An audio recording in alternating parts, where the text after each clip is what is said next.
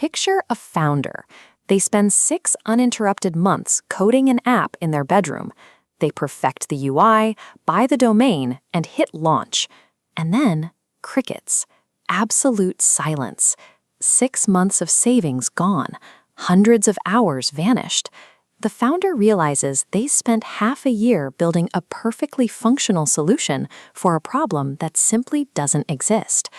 Based on over 100 postmortems, this chart shows why startups fail. At the top, 42% die because there was zero market need. It outpaces cash, marketing, and team issues combined. Founders fall in love with ideas, forgetting to check if anyone cares. The fix is a process called validation. It is the mandatory step of checking your assumptions against reality before you write a single line of code.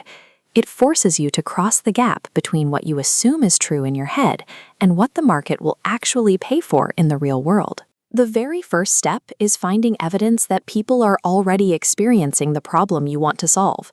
Spend 10 minutes searching through Reddit threads or Quora questions.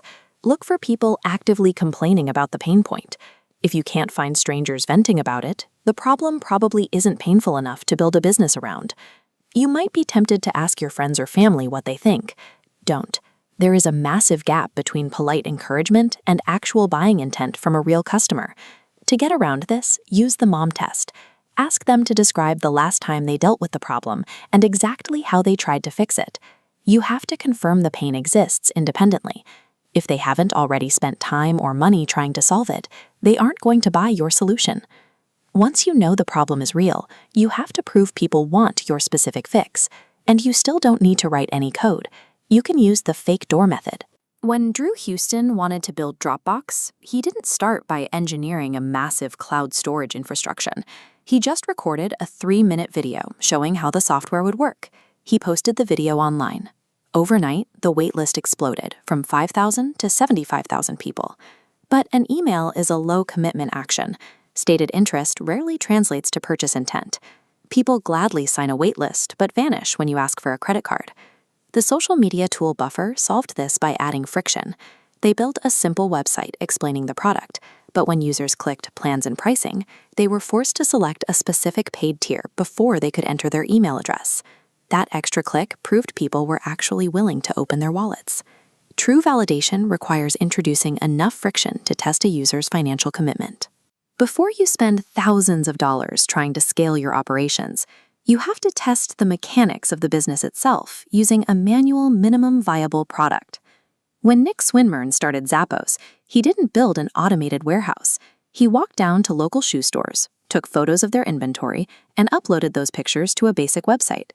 When a customer placed an order, Nick would physically walk back to the store, buy the shoes at full retail price, and ship them to the customer himself.